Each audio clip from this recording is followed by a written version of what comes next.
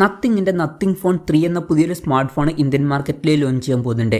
ഈ ഒരു ഫോണിൻ്റെ ഇന്ത്യയിലെ ലോഞ്ച് ഡേറ്റ് ഇപ്പോൾ ഒഫീഷ്യലായിട്ട് കൺഫേം ആയിട്ടുണ്ട്. ഫീച്ചേഴ്സിനെ പറ്റിയിട്ടുള്ള പല കാര്യങ്ങളും ഇപ്പം അറിയാനും കഴിഞ്ഞിട്ടുണ്ട്. അതുപോലെ തന്നെ വിലയെ പറ്റിയിട്ടുള്ള ചില ന്യൂസുകളും ഇപ്പം പുറത്ത് വന്നിട്ടുണ്ട്. എന്തായാലും ഈ ഒരു വീഡിയോയിൽ നമ്മൾ നോക്കാൻ പോകുന്നത് നത്തിങ് ഫോൺ 3 എന്നുള്ള സ്മാർട്ട് ഫോണിനെ പറ്റിയിട്ടാണ്. പിന്നെ വീഡിയോ തുടങ്ങുന്നതിന് മുമ്പ് പറയാനുള്ളൊരു കാര്യം എന്താ വെച്ചാൽ, ഇതുപോലെ നിങ്ങളുടെ സ്വന്തം ഫോട്ടോ അല്ലെങ്കിൽ നിങ്ങൾക്ക് ഇഷ്ടപ്പെട്ട ഡിസൈൻ പ്രിന്റ് ചെയ്തിട്ടുള്ള മൊബൈൽ കേസുകൾ അഫോർഡബിൾ ആയിട്ടുള്ള പ്രൈസ് റേഞ്ചിൽ വേണം എന്നുണ്ടെങ്കിൽ ഇവിടെ ഒരു വാട്സപ്പ് നമ്പർ കൊടുക്കുന്നുണ്ട്. താഴെ ഡിസ്ക്രിപ്ഷനിലും കമൻറ്റ് ബോക്സിലും ആ ഒരു വാട്സപ്പ് നമ്പർ കാണാം, നിങ്ങൾക്ക് കോൺടാക്ട് ചെയ്യാവുന്നതാണ്. അപ്പോൾ നമ്മൾ ആദ്യം ഫീച്ചേഴ്സും കാര്യങ്ങളൊക്കെ നോക്കുകയാണെന്നുണ്ടെങ്കിൽ ഡിസ്പ്ലേയുടെ കാര്യത്തിൽ നത്തിങ് ഫോൺ 3 6.7 ഇഞ്ചിൻ്റെ 1.5K റെസൊല്യൂഷനിൽ വരുന്ന ഡിസ്പ്ലേ ആയിരിക്കും വരിക. അപ്പം ഇതിൽ ഫുൾ HD റെസൊല്യൂഷനേക്കാളും ബെറ്റർ ആയിട്ടുള്ള റെസൊല്യൂഷൻ വരും. പിന്നെ OLED പാനലുമായിട്ടായിരിക്കും ഈ ഒരു സ്മാർട്ട് ഫോൺ വരിക. LTPO എന്നുള്ള ഫീച്ചർ ഇതിൽ സപ്പോർട്ട് ചെയ്യുന്നതായിരിക്കും.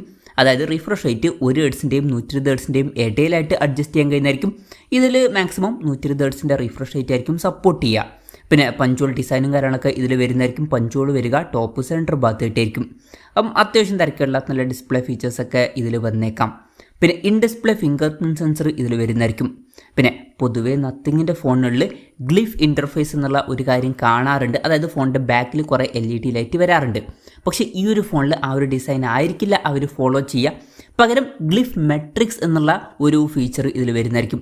ഫോണിൻ്റെ മുകൾ ഭാഗത്തായിട്ട് ചെറിയൊരു ഡോട്ട് മെട്രിക്സ് പാനൽ വരുന്നുണ്ട്. അതായത് ചെറിയൊരു ഡിസ്പ്ലേ പോലുള്ള ഒരു കാര്യം വരുന്നുണ്ട്.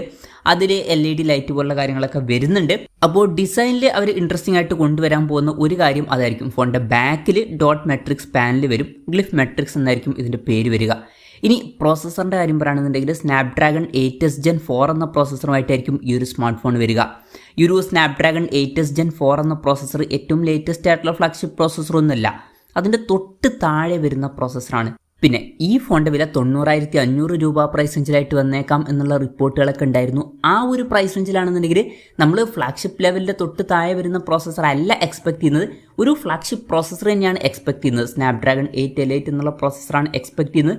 പക്ഷേ ഇതിൽ സ്നാപ്ഡ്രാഗൺ 8s Gen 4 എന്ന പ്രോസസ്സർ വരാനാണ് സാധ്യത. അതുകൊണ്ട് തന്നെ ഈ ഫോണിൻ്റെ വില എൻ്റെ ഒരു അഭിപ്രായത്തിൽ വില 90,000 രൂപ പ്രൈസ് റേഞ്ചിലൊന്നും വന്നോളണം എന്നില്ല. അതിലും കുറഞ്ഞൊരു പ്രൈസ് റേഞ്ചിലൊക്കെ തന്നെയാണ് നമ്മൾ എക്സ്പെക്ട് ചെയ്യുന്നത്. ഈ ഒരു പ്രോസസ്സറാണ് എന്നുണ്ടെങ്കിൽ ആ ഒരു പ്രൈസിംഗ് ആണെന്നുണ്ടെങ്കിൽ നമ്മൾ ഫ്ലാഗ്ഷിപ്പ് പ്രോസസ്സർ തന്നെയാണ് എക്സ്പെക്ട് ചെയ്യുന്നത്. പിന്നെ 5G സപ്പോർട്ടും കാര്യങ്ങളൊക്കെ ഇതിൽ വരുന്നതായിരിക്കും. സ്റ്റീരിയോ സ്പീക്കേഴ്സ് ഈ ഫോണിൽ വരും.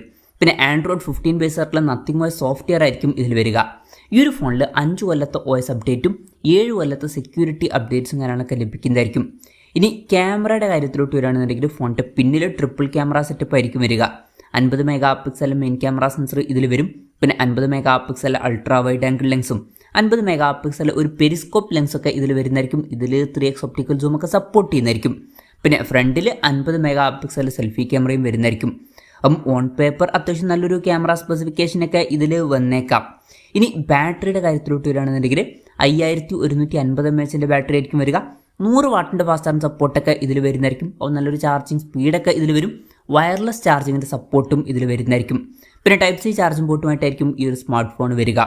അപ്പം ഇതൊക്കെയാണ് ഫീച്ചേഴ്സിനെ പറ്റി പറയാനുള്ള കാര്യങ്ങൾ. ഇനി ലോഞ്ച് ഡേറ്റിൻ്റെ കാര്യം പറയുകയാണെന്നുണ്ടെങ്കിൽ ജൂലൈ 1 ഈ സ്മാർട്ട് ഫോൺ ഇന്ത്യൻ മാർക്കറ്റിൽ ലോഞ്ച് ചെയ്യാൻ പോകുന്നത്. ലോഞ്ച് ഡേറ്റ് ഇപ്പോൾ ഒഫീഷ്യലായിട്ട് കൺഫേം ആയിട്ടുണ്ട്. പിന്നെ വിലയുടെ കാര്യം പറയുകയാണെന്നുണ്ടെങ്കിൽ ഇപ്പം നത്തിങ്ങിന് തന്നെ CEO പറഞ്ഞിട്ടുള്ളത് 800 പൗണ്ട് റേഞ്ചിലായിരിക്കും ഈ ഫോണിൻ്റെ വില വരിക എന്നാണ്. അതായത് 90,500 രൂപ പ്രൈസ് റേഞ്ചിലായിട്ട്. ഇപ്പം ആ ഒരു പ്രൈസ് റേഞ്ചിലാണെന്നുണ്ടെങ്കിൽ പ്രോസസ്സർ നമ്മൾ ഫ്ലാഗ്ഷിപ്പ് പ്രോസസ്സർ എക്സ്പെക്ട് ചെയ്യുന്നുണ്ട്. അപ്പം എൻ്റെ ഒരു എക്സ്പെക്റ്റേഷൻ പറയുകയാണെന്നുണ്ടെങ്കിൽ വില ആ ഒരു പ്രൈസ് റേഞ്ചിൽ ഇന്ത്യൻ മാർക്കറ്റിൽ വരാൻ ചാൻസ് ഇല്ല. ഇന്ത്യൻ മാർക്കറ്റിൽ നമുക്ക് ഒരു 40,000 to 50,000 രൂപ പ്രൈസ് റേഞ്ചിലൊക്കെ ആയിട്ട് എക്സ്പെക്ട് ചെയ്യാവുന്നതാണ്. കൺഫർമേഷൻസ് ഒന്നുമില്ല, ജസ്റ്റ് നമ്മുടെ എക്സ്പെക്റ്റേഷൻ പറഞ്ഞു എന്നേ ഉള്ളൂ.